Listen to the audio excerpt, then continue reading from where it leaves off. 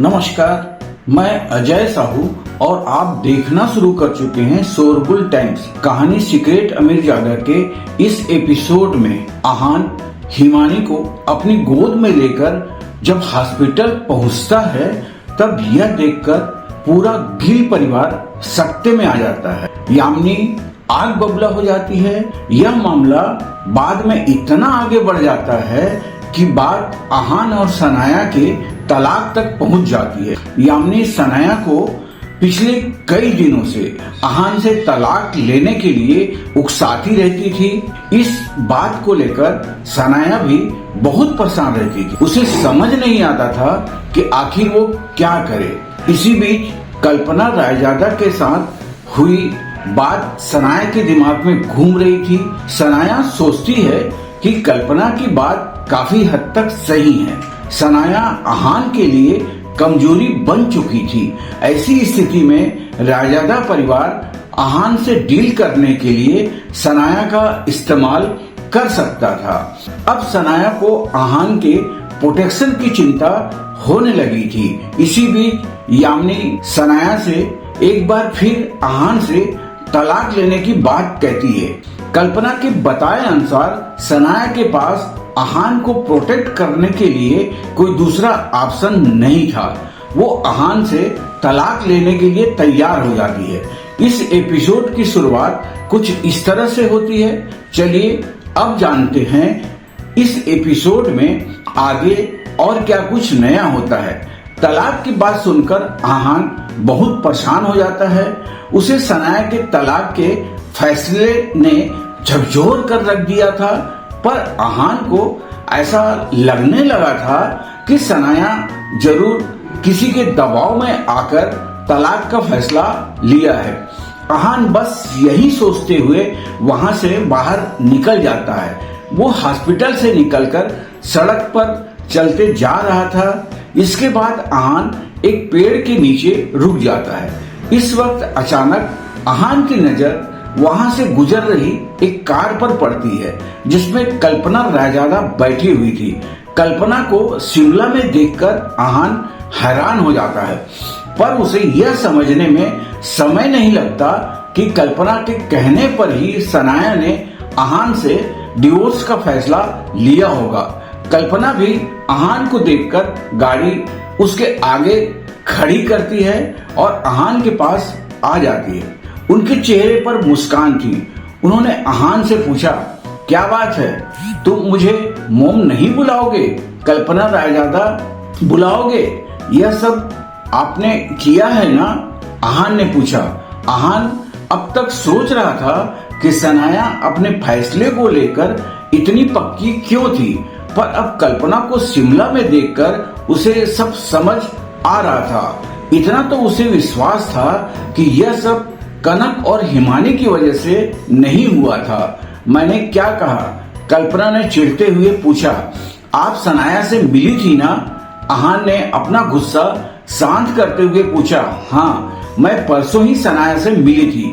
मैंने ही उसे तुम्हें डिवोर्स देने के लिए कहा था, कल्पना ने कहा। इस बार कल्पना ने यह बात नहीं छुपाई और आहान को सच बता दिया।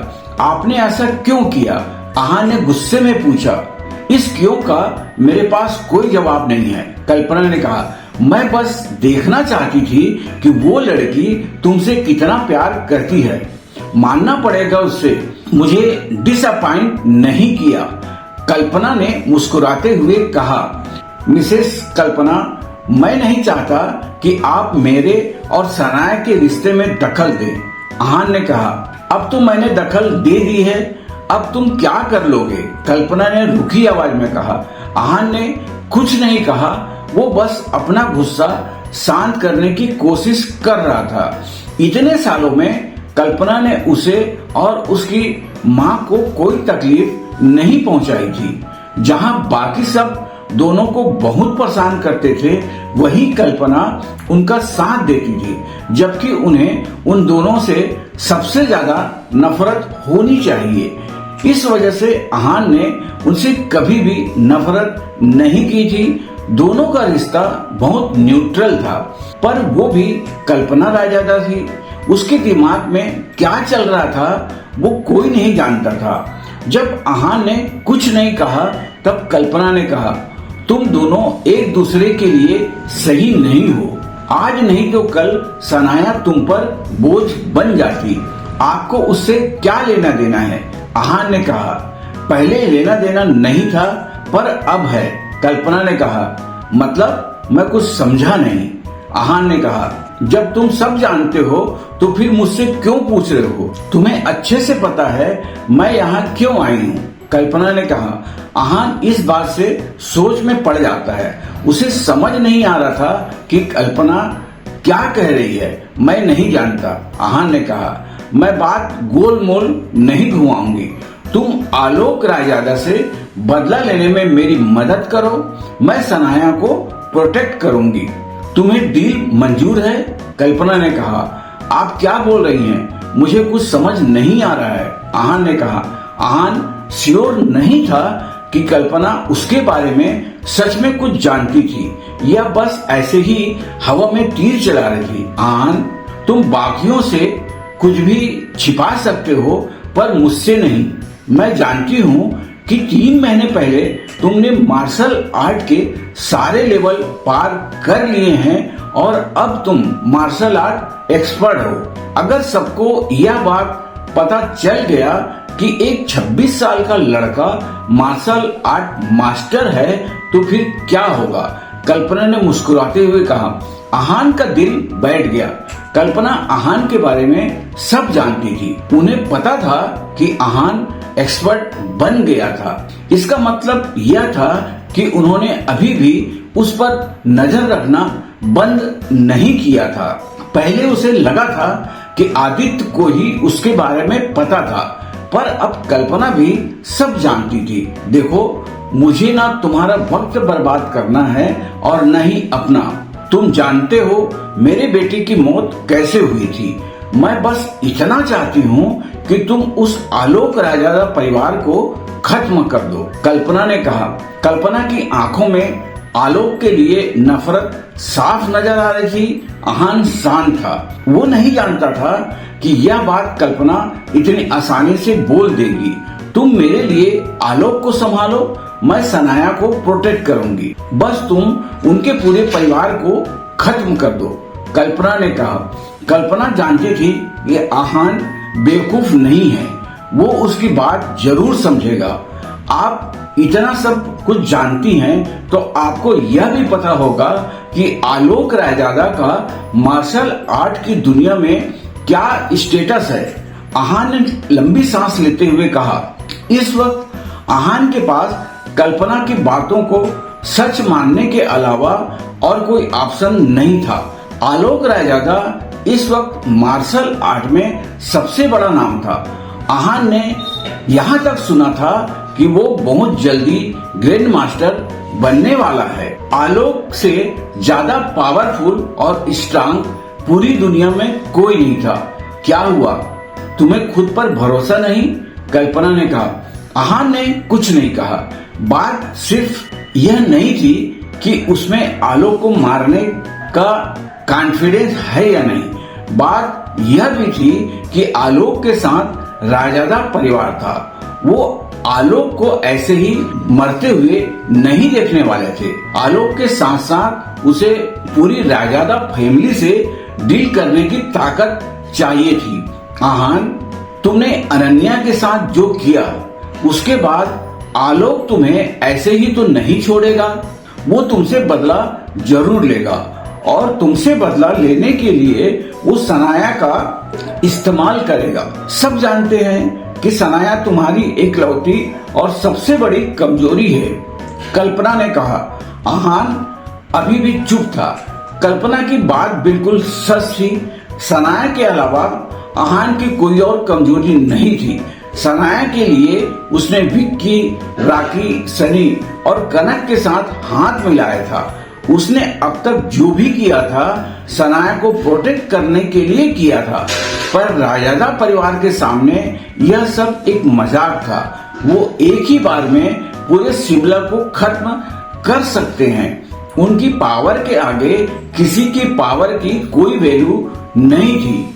सनाया को मुझे संभालने दो, उसके बाद तुम्हें सनाया की चिंता करने की कोई जरूरत नहीं है, कल्पना ने कहा। आहान अपने दिमाग में सब कुछ कैलकुलेट कर रहा था। इस वक्त सनाया उसकी सबसे बड़ी कमजोरी और ताकत थी। यह भी सच था कि आहान सनाया की वजह से ही 3 साल से शिमला में अटका हुआ था। अब कल्पना इसे तोड़ना चाहती थी। ऐसा हो जाने पर आहान को कुछ भी करने का और कहीं भी जाने का मौका मिल सकता है। अगर कल्पना सनाया को प्रोटेक्ट करे तो आहान अपना पावर्स पर ध्यान दे सकता है। ठीक है, आहान ने बहुत सोच समझकर कहा। यह बात सुनकर कल्पना का एक्सप्रेशनलेस चेहरा खिल गया। उनके चेहरे पर मुस्कान आ गई। उन्होंने अपना हाथ आगे बढ़ाया और कहा, I hope for a present cooperation. Aahan ने हाथ मिलाने के लिए अपना हाथ आगे नहीं बढ़ाया, बल्कि उसे रूखी आवाज में कहा, सनाया का अच्छे से ध्यान रखना। अगर उसे हल्की सी भी खरोच आई तो मैं तुम्हारे पूरे परिवार को बर्बाद कर दूंगा। कल्पना को यह सुनकर बिल्कुल अच्छा नहीं लगा। वो आहान से इतना आराम से बात कर रही थी और आहान उससे इतनी रूखी आवाज में बात कर रहा था, पर फिर उसने इस बात को इग्नोर किया और मुस्कुराते हुए कहा, सनाया 2 दिन बाद मनाली चली आएगी। मनाली मेरा एरिया है, वहाँ उसका कोई बाल बाका नहीं कर पाएगा। तुम बिल्कुल चिंता मत करो। गुड, आहान ने कहा और बिना कुछ बोले वहाँ से चला गया। इस वक्त आहान और कल्पना को एक दूसरे की जरूरत थी। उनका दुश्मन एक ही था, आलोक रायजादा। कल्पना को आहान की ताकत और स्किल पर भरोसा था, वही आहान को कल्पना के पावर पर भरोसा था। कल्पना अकेली आलोक से बदला नहीं ले सकती थी और आहान के लिए अकेले सनाया को प्रोटेक्ट करना मुश्किल था। इस वक्त दोनों के पास एक दूसरे की मदद और एक दूसरे पर भरोसा करने के अलावा और कोई ऑप्शन नहीं था। जब तक कल्पना सनाया के साथ है तब तक आहान को सनाया की फिक्र करने की जरूरत नहीं है। वो अपना सारा ध्यान आलोक से डील करने में लगा सकता है, पर फिर भी आहान को संभल कर रहना था। कल्पना रायजादा का दिमाग कैसा चलता है यह कोई नहीं जानता था। आहान स्प्रिंग कारपोरेशन पहुंचा। वहां उसके पास यामिनी का कॉल आया, कल सुबह 8 बजे फैमिली कोर्ट में पहुंच जाना, अपना आईडी कार्ड लेकर आना, हम तुम्हें वही मिलेंगे, यामिनी ने कहा। आहान ने उसकी बात सुनी पर कुछ भी जवाब दिए बिना फोन रख दिया। वो अपने बेड पर लेटकर सनाया के साथ बिताए 3 साल के बारे में सोचने लगा। आहान को डाइवोर्स के बारे में सोचकर बहुत बुरा लग रहा था। उसने कभी भी खुद को इतना कमजोर महसूस नहीं किया था। इधर सनाया भी अपने कमरे में रो रही थी। उसने आहान से डिवोर्स लेने का फैसला सिर्फ उसे प्रोटेक्ट करने के लिए लिया था। अगर बात आहान की सेफ्टी की नहीं होती तो इसके लिए कभी नहीं मानती। दोनों की रात बहुत दर्द में गुजरी। सुबह आहान समय पर कोर्ट पहुंच गया। कोर्ट में बहुत लंबी लाइन थी। सनाया ने एक बहुत ही सुंदर ड्रेस पहना हुआ था, पर उसका चेहरा बहुत थका हुआ था। उसकी आंखें सूजी हुई थी और साफ पता चल रहा था कि वो रात भर सोई नहीं है। शेखर भी बहुत उदास और थका हुआ लग रहा था। बस एक यामिनी थी जो खुश थी। जब उसने आहान को देखा तब उसने अपना हाथ उठाकर उसे अपने पास बुला लिया। उन्हें देखकर आहान ने एक गहरी सांस ली और चलने लगा। उस समय सनाया जो मुंह फेरकर खड़ी थी, तुम अपना आईडी कार्ड लाए हो? डाइवोर्स फाइल करने के लिए प्रूफ चाहिए, यामिनी ने कहा। हाँ, आहान ने जवाब दिया। चलो फिर अंदर चलते हैं, शेखर ने बहुत धीरे से कहा। वो जानता था कि अब कुछ नहीं हो सकता। उसने रात को सनाया को समझाने की बहुत कोशिश की थी, पर सनाया उनकी बात मानने के लिए तैयार नहीं थी। शेखर भी उसको इतना अड़ा हुआ देखकर हैरान था। डाइवोर्स प्रोसेस में ज्यादा वक्त नहीं लगा। सारी फॉर्मेलिटीज बहुत जल्दी पूरी हो गई। आहान ने सोचा था कि डाइवोर्स को शांति से हैंडल कर लेगा, पर जब उसने डाइवोर्स सर्टिफिकेट देखा तो उसका दिल जोर से धड़कने लगा। उसके शरीर में एक अजीब सी कंपन होने लगी। उसे ऐसा लग रहा था जैसा उसने कुछ बहुत कीमती चीज खो दिया था। सनाया के चेहरे का रंग भी उड़ गया था। उसके नाजुक शरीर में जैसे जान ही नहीं बची थी। फाइनली डाइवोर्स हो गया। हमारी सनाया की किस्मत कितनी अच्छी है, सब कुछ इतना जल्दी हो गया।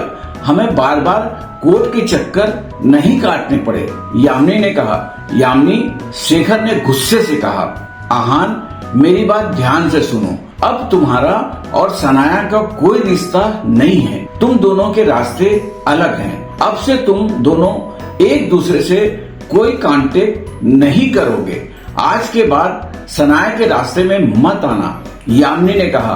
आहान ने यामिनी की एक भी बात नहीं सुनी और बस सनाया को देखता रहा। सनाया आहान से नजरें चुरा रही थी।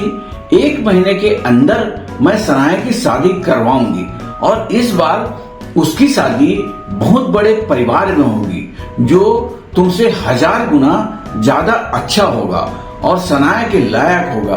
तुम्हारे साथ मेरी बेटी के 3 साल बर्बाद हो गए। यामिनी अपनी बात बोलती रही। चुप रहो, शेखर ने चिल्ला कर कहा। यामिनी शांत हो गई, पर फिर उसने बोलना शुरू किया।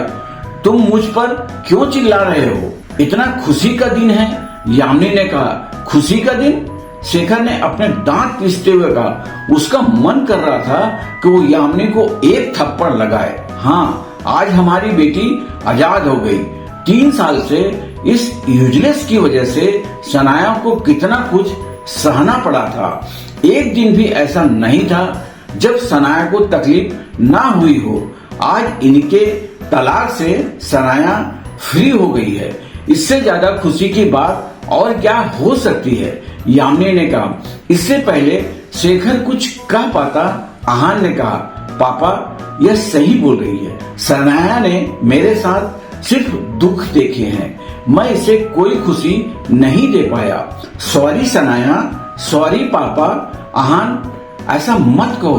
तुमने आज तक कुछ भी ऐसा नहीं किया है जिसे हमें तकलीफ हुई हो। तुमने हमेशा सनाया को खुशी देखनी चाहिए। मैं जानता हूँ कि डिवोर्स लेने की तुम्हारी अपनी वजह होगी, मैं इसमें कुछ नहीं कर सकता, पर हाँ, मैं तुम्हें इतना विश्वास दिला सकता हूँ कि जब तक मैं हूँ, गिल परिवार तुम्हारा है। तुम जब चाहो तब आ सकते हो। भले ही तुम्हारा डिवोर्स हो गया है, पर गिल हाउस के दरवाजे हमेशा तुम्हारे लिए खुले हैं। तुम हमेशा मेरे बेटे रहोगे और तुम्हारी जगह कभी कोई नहीं ले सकता, शेखर ने कहा। शेखर यह सारी बातें बहुत दिल से बोल रहा था।